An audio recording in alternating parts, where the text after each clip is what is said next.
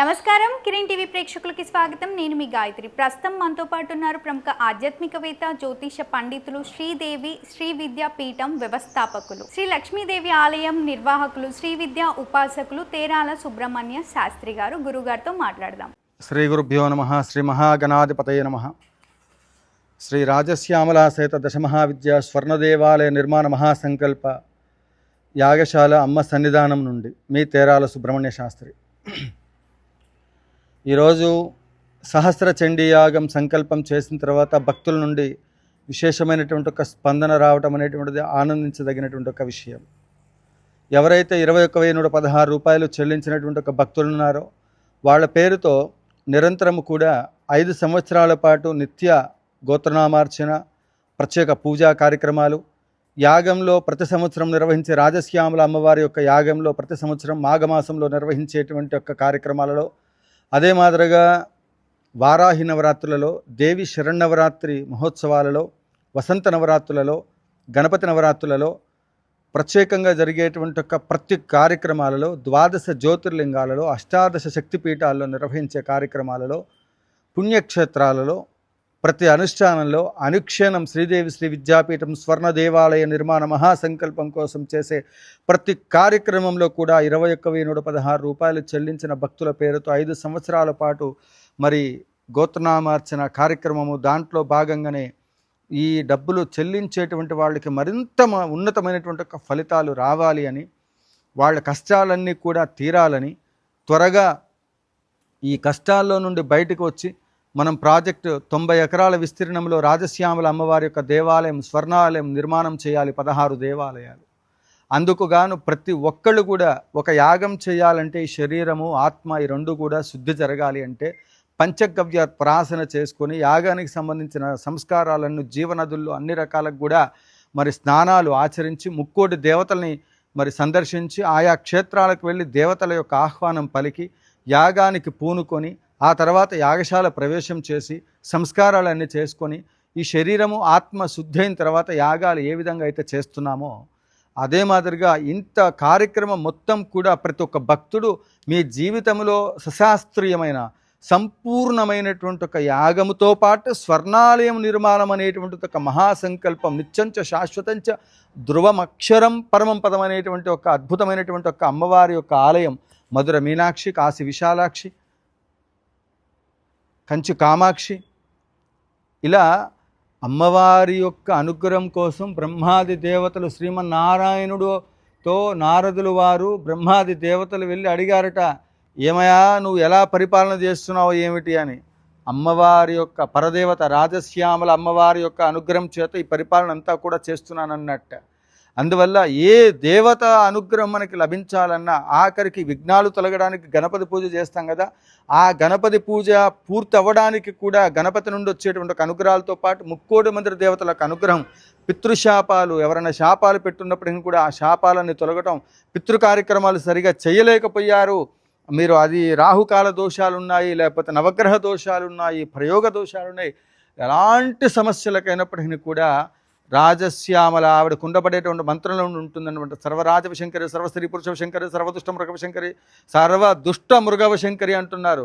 ఎంతటి శత్రువైన వాళ్ళు మృగం అనేటువంటిది, వాడికి ఆక్రోశం అనేటువంటిది ఉన్నా కూడా అదంతా కరిగించేసి మైత్రీ భావాన్ని తెచ్చి ఈ లోకం మొత్తాన్ని కూడా శాంతి, సౌఖ్యము, అందరికీ కూడా ఐశ్వర్యము, జ్ఞాన సంపత్తి, విద్య, వాక్పటుత్వము, జ్ఞానము, వైరాగ్యము వీటన్నిటిని కూడా కలిగింపచేసి ఈ జన్మ యొక్క రహస్యాన్ని తెలుసుకొని మనుజుడు తాను జీవించేటువంటి ఒక క్రమంలో కలియుగంలో 100 సంవత్సరాల ఆయు ప్రమాణము, దినదిన గండం 100 ఏళ్ళు ఆయుష్ అంటూ ఉంటారు.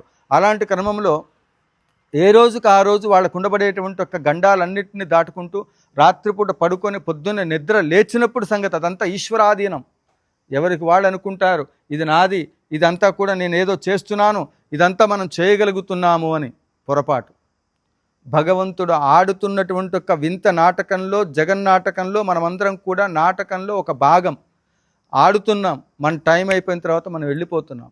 కానీ ప్రపంచానికి ఇప్పటివరకు ఈ జనరేషన్లో శ్రీకృష్ణదేవరాయల నాటి కాలంలో వాళ్ళు ఆ దేవాలయాలు కట్టారు, తమిళనాడులో ఆ దేవాలయాలు కట్టారు, లేకపోతే నార్త్లో ఈ దేవాలయాలు ఉన్నాయి.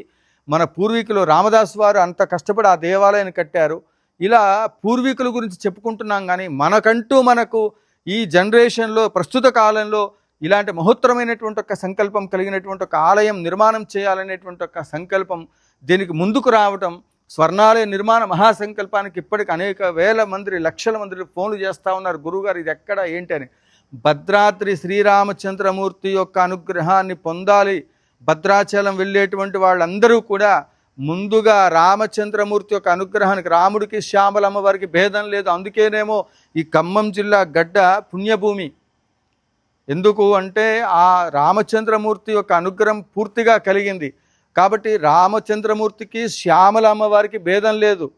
ఆ అమ్మవారి యొక్క భద్రకాళి స్వరూపంలో నుంచి ఉద్భవించినటువంటి జ్ఞానాన్ని ప్రసాదింపచేసే ఆ అమ్మవారి యొక్క అనుగ్రహము, మనం రామచంద్రమూర్తి యొక్క అనుగ్రహం మనం పొందాలి అనుకున్నటువంటి వాళ్ళందరూ కూడా భద్రాద్రి వెళ్ళేటువంటి వాళ్ళు, ఇటు ఇంద్రకీలాద్రి అమ్మవారిని దర్శించేటువంటి వాళ్ళు ఇరువురు కూడా చూడండి, కృష్ణ గోదావరియోర్ మధ్యప్రదేశే, ఖచ్చితంగా కృష్ణకి గోదావరికి మధ్యలో ఉన్నటువంటి ఈ అమ్మవారిని ఎవరైతే దర్శిస్తారో, ఎవరైతే అమ్మవారి దగ్గర జరిగే కార్యక్రమాల్లో స్వర్ణాలయ నిర్మాణంలో భాగస్వాములు అవుతారో, భారత భూభాగ అంతర్గత సమస్త పుణ్య నదీ తీర్థములు సందర్శనం చేసి యాత్ర చేస్తే ఎంత ఫలితం వస్తుందో అలాంటి యాగాలు ఇక్కడ మనం సంకల్పం చేస్తున్నాం.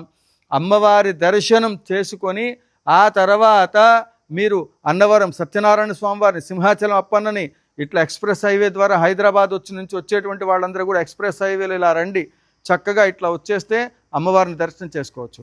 ఇక్కడ నుండి భద్రాచలం, అలా ఇక్కడి నుంచి మరలా ఇంద్రకీలాద్రి, అన్నవరం సత్యనారాయణ స్వామి, ద్వారకా తిరుమల, ఈ ఒక మధ్యప్రదేశాన్ని అమ్మవారు నాకు చెప్తున్నటువంటి ఒక మాటలు నేను చెప్తున్నాను.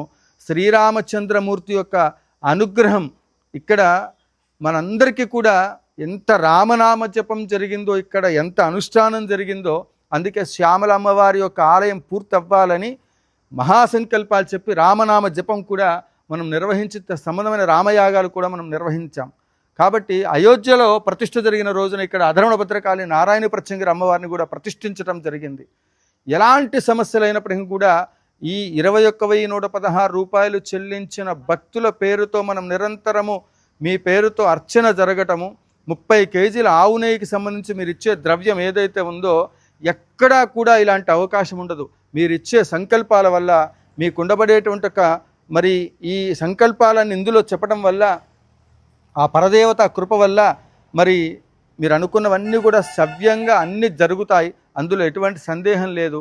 ఇప్పుడు మనం సహస్ర చండీ యాగం పెట్టాం. అమ్మవారికి చీరలు కావాలా, మంగళ ద్రవ్యాలు కావాలి, కార్యక్రమం చాలా పెద్దది. ఈ కార్యక్రమాన్ని ప్రతి క్షణం యాగముల ద్వారానే లోకక్షేమం జరుగుతుంది. ఇది ఆలసించిన ఆశాభంగం. కాబట్టి లిమిటెడ్ పర్సన్స్కు మాత్రమే ఈ సహస్ర చండీ యాగంలో మరి అందరి గోత్రనామాలు చెప్పలేం. కాబట్టి సంవత్సరానికి ఇన్ని మాత్రమే నేను పెట్టుకున్నాను. నెలకింత, సంవత్సరానికి ఇంత, ఈ యాగానికి ఇంత బడ్జెట్ అవుతుంది, ఎంతైతే ఈ యాగం ద్రవ్యంతో ఈ యాగం చేయవచ్చు. ముందు యాగాలు జరిగితే ఆలయం అది అవుతుంది. ఎందుకంటే దైవశక్తి అమ్మవారిలో ఎంత నిక్షిప్తం చేస్తూ పోతుంటే కావలసిన ధనద్రవ్యాలు అవన్నీ కూడా పెంపొందింపచేసి ఈ రాష్ట్రం మొత్తం, ఈ దేశం మొత్తం కూడా మరి 3,00,00,000 మంది యొక్క దేవతల అనుగ్రహం చేత జీవకోటి మొత్తం కూడా తరింప చేసేటువంటి ఒక మంత్ర కార్యక్రమాలన్నీ కూడా ఇక్కడ మనం యాగపూర్వకంగా నిర్వహిస్తున్నాం. మరిన్ని విషయాలకు మీకు ఎటువంటి ప్రాబ్లమ్స్ ఉన్నప్పటికీ కూడా ఈ 21,116 రూపాయలు, కొంతమంది నాకు ఫోన్ చేస్తూ ఉంటారు వాళ్ళ వ్యక్తిగతమైన సమస్యలను ఉద్దేశించి. అప్పుడు వాళ్ళకి ఏదైనా సమస్య ఉంటే తీవ్రంగా ఈ కౌంటింగ్ సపరేట్ పూజ అంటే ఈ కార్యక్రమంలో వాళ్ళకి తీవ్రంగా ఉంది అనుకున్నప్పుడు ప్రత్యేకంగా వాళ్ళ పేరుతో ఇంకా కొంచెం ఎక్కువగా జపం జరగడానికి మెయింటెనెన్స్ అనేటువంటిది వాళ్ళ సమస్యను అనుసరించి చెప్పవలసిన పరిస్థితులు వస్తే కూడా ఆ ద్రవ్యాలు మీరు తెచ్చుకోండి, అవి కూడా మేము ఉచితంగా చేసి పంపిస్తాం. కాబట్టి యాగముల ద్వారానే ప్రతి సమస్యకి పరిష్కారం లభిస్తుంది.